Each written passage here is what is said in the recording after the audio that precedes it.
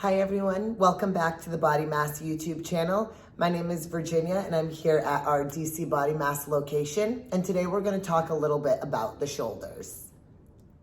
So your shoulders are made up of two different joints that operate in conjunction with each other and are very close to each other. So the first is your glenohumeral joint. Basically that is a joint between your humerus, which is your upper arm bone, and what's called the glenoid fossa of your scapula, your shoulder blade. So the humerus, the arm bone, sits in that glenoid fossa and allows for rotation and movement. It allows your shoulder to go through pretty much 360 degrees of motion. So that's your glenohumeral joint. That's a joint that we want to be mobile. We want to be able to go through as full of a range of motion as possible. People who have a lot of tightness in their shoulder have limited range of motion through that glenohumeral joint. The second joint in the shoulder is called the Scapulothoracic Joint. And what that is it's where your shoulder blade meets your rib cage. So the shoulder blade has the ability to move up, down, inwards, outwards, side to side. The shoulder blade can go through a bunch of different ranges of motion. That joint, we want to be relatively stable. It should have the ability to move a little bit, but we don't want it to move too much. Most people have a scapulothoracic joint that's elevated. What that means is their shoulder blades kind of ride high and they're in this shrugged position.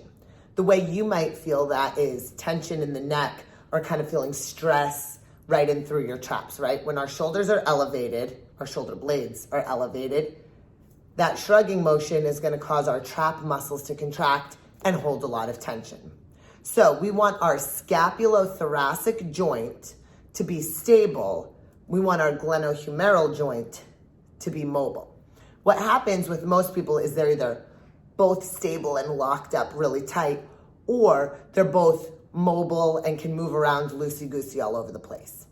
Today, I'm going to walk you through two different exercises that are going to simultaneously help both the mobility of that glenohumeral joint as well as the stability of that scapulothoracic joint.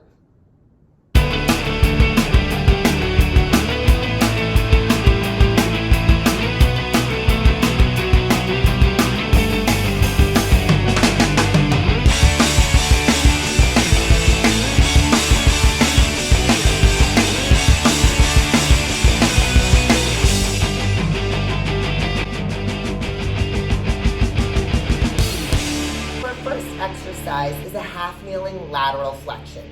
For our half kneeling lateral flexion, you can start off with just body weight if this is a new exercise for you, or you can add a dumbbell or a kettlebell to create more stability through that scapulothoracic joint.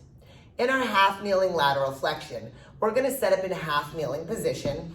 One knee is bent at 90 degrees in front of us, one knee is bent at 90 degrees behind us. And from here, I want your back foot to pivot in slightly. So you guys can see from this dead-on angle that I don't have my back foot directly in alignment, it's slightly angled in. From here, I'm gonna be holding the dumbbell on the side where my leg is up. So right now, my right leg is up in front. I'm gonna hold this dumbbell on my right side. I'm gonna press it up overhead towards the ceiling. And from this position, I'm taking my left hand and I'm reaching it to the ground, so it's about 6 inches outside of my bottom knee.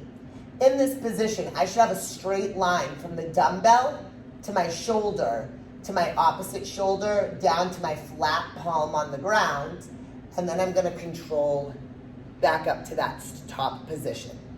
As I hinge down, I wanna think of rotating through my glenohumeral joint. So my palm is facing away from me now, and then back up, palm is facing in. As I rotate through that glenohumeral joint, I'm working on mobility of my shoulder, but to control the dumbbell, I'm working on stability of my scapulothoracic joint. So a half kneeling lateral flexion is a great exercise to start with to work on mobility of our glenohumeral joint and stability of our scapulothoracic joint. Two things I want you to think of on this. Number one is make sure we're not shrugging the shoulders Like I said earlier, if we're shrugging the shoulders, we're not really getting good stability through that shoulder blade, through that scapula. So number one, don't let the shoulders shrug, pull them down. The second thing is, as you reach towards the ground, really let your butt push back. So you're not just bending sideways, you're pushing your butt back to allow for a straight line from the top arm to the bottom arm. So when you do those half kneeling lateral flexions, you don't necessarily need to do a lot of reps. 3 to 5 reps per side is good. Start off with just body weight, but then progress to heavier dumbbells. As you're able to control the heavier dumbbells, you're getting better stability through that scapulothoracic joint. Our next exercise is called an arm bar. This is a much more advanced exercise, so I'm gonna walk you first through the beginner version if you're new to an arm bar, and then a more advanced version. Again, if you're new to this, you can start off with just body weight, but as you progress, as you get more comfortable with the movement, we wanna work on increasing the amount of weight you can do to enhance the stability of that scapulothoracic joint. So to set up for our arm bar, we're gonna be laying on our back. We're gonna take one arm and one leg in a nice straight line. So here I have my left arm by my ear, my left leg is out straight. I'm gonna bend my opposite leg, in this case it's my right leg, and I'm gonna reach that same side dumbbell up towards the ceiling. So we want this to always be our starting position. One knee bent, same side has the dumbbell up, opposite arm and leg are in a nice straight line. From this position, I'm going to press through my right foot, the foot where the leg is bent, as well as my left shoulder blade, my opposite shoulder blade. And as I push, I'm rotating onto my left side. I want my eyes on that dumbbell the entire time, pausing on my side. Notice how my right leg is set up. My right foot still is flat on the ground, and my right knee is up towards the ceiling. Then I can roll back to that exact same starting position. So again, press through that foot. If these are new for you, this is where we start. And then all the way to your back. Very similar to our half kneeling lateral flexion, we want to make sure that as you rotate, we're not shrugging the shoulders up. We want to keep the shoulder blades down away from your ears, so we have space from our earlobes to our shoulders to make sure that we're maximizing the stability of that scapulothoracic joint. If you guys start to get comfortable with that starting phase of our arm bar, we can move into the more advanced version. Setup is exactly the same. One arm and leg are out straight, opposite leg is bent with that same side dumbbell up towards the ceiling. From here, pushing through my right foot and my left shoulder to rotate to my side, I'm moving my body as one unit like a log. Now from here, I'm gonna take my right foot and step it over my left leg as I try to roll completely to my belly, keeping my right arm stable. So my right arm is not moving at all. This is working on more mobility through my glenohumeral joint, more stability through my scapulothoracic joint because I'm in a more awkward position.